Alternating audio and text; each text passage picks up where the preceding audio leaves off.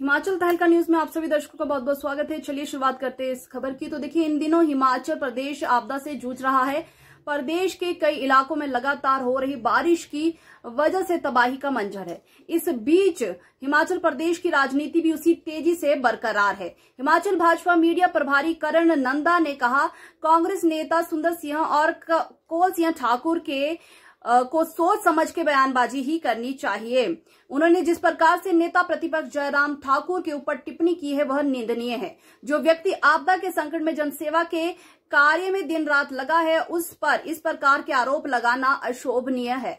उन्होंने कहा, लगता है कि कांग्रेस नेता कौल सिंह ठाकुर वरिष्ठ तो है ही, लेकिन वरिष्ठ होते होते उनको राजनीतिक संन्यास ले लेना चाहिए।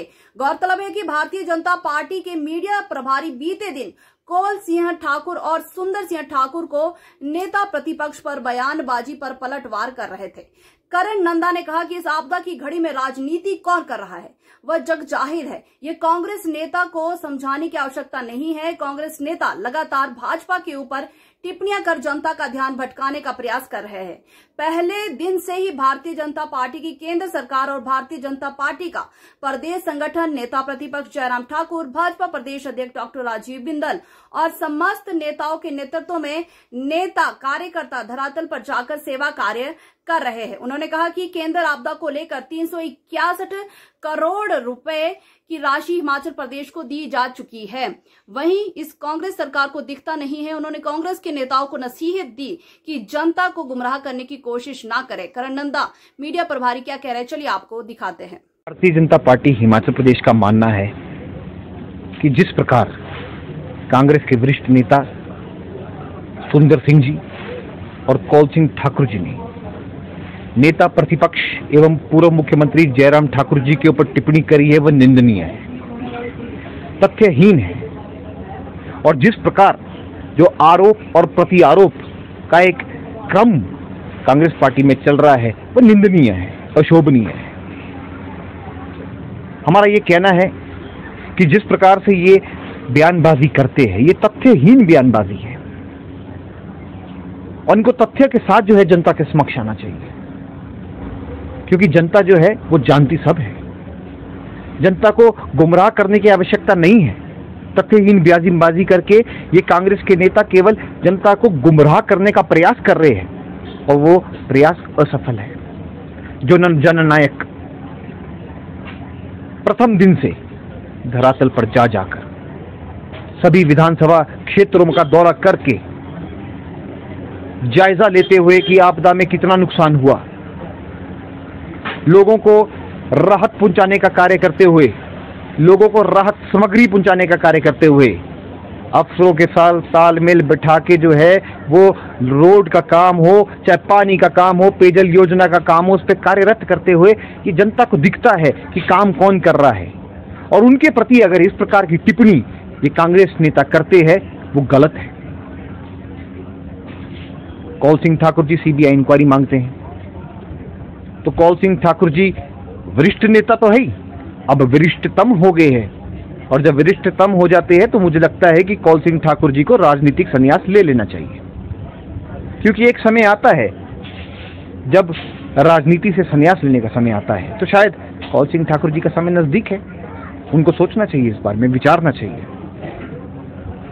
और प्रत्येक कांग्रेस नेता को जो है वो माफी मांगनी चाहिए जनता से कि इस प्रकार की जो है ये बयानबाजी करके जनता को गुमराह करने का प्रयास जो है वो ये निरंतर कर रहे हैं।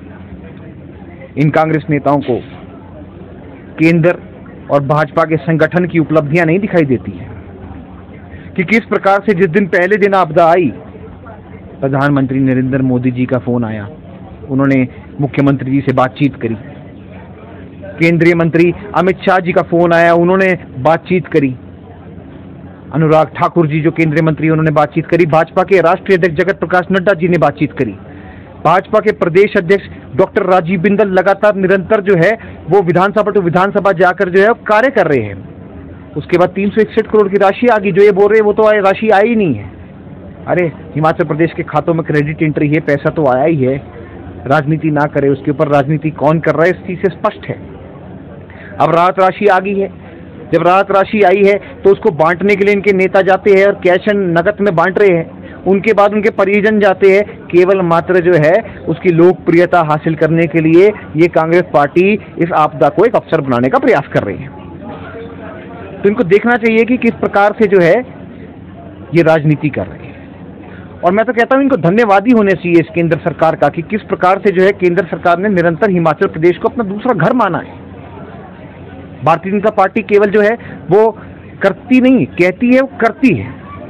तो सिर्फ कार्य करने के लिए कार्य नहीं हो रहा है, पर वचन बोलकर वचन पूरा करने के लिए कार्य हुआ है। आज जो है हिमाचल प्रदेश में डिजास्टर मैनेजमेंट की टीम आई है, वो पूरे हिमाचल प्रदेश का दौरा कर रही है।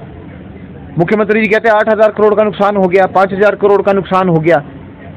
तो अंतिम जो है टीम भेजी गई है। अभी प्रिंसिपल सेक्रेटरी इनके जो है अपना आपदा प्रबंधन के, वो कहते हैं 5,300 करोड़ के लगभग का नुकसान हुआ है। हम मना नहीं करते, पर किस प्रकार से आप राजनीति कर रहे हो आप स्वयं देखिए। मुझे लगता है कि इनको जो है सार्वजनिक माफी मांगनी चाहिए कांग्रेस के नेताओं को, जो इन्होंने टिप्पणी करी है, अशोभनीय टिप्पणी करी है। और दूसरा, इनको धन्यवाद करना चाहिए केंद्र सरकार का कि किस प्रकार आपदा के समय में केंद्र सरकार हिमाचल के साथ खड़ी है। धन्यवाद। ये वही कांग्रेस के नेता है जो कहते हैं आर्मी ने काम नहीं किया, इनके नेताओं ने ही काम किया। हम तो बार बार यही पूछ रहे हैं कि मुख्यमंत्री जी, इनके नेता जो है वो क्या कंधों पे लाए थे निकाल के लोगों को? नहीं लाए थे। आर्मी ने निरंतर काम किया, आर्मी ने 52 हेलीकॉप्टर लगाए हैं, आर्मी ने अपनी बटालियंस 13 लगाई है, वो निरंतर जाके काम कर रहे हैं। 0 डिग्री में जो है वो आर्मी साथ गई है।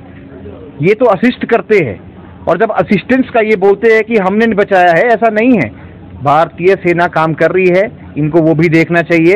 केवल मात्र इनको टिप्पणी के लिए टिप्पणी कर रही है, मैं स्पष्ट रूप से कह रहा हूं।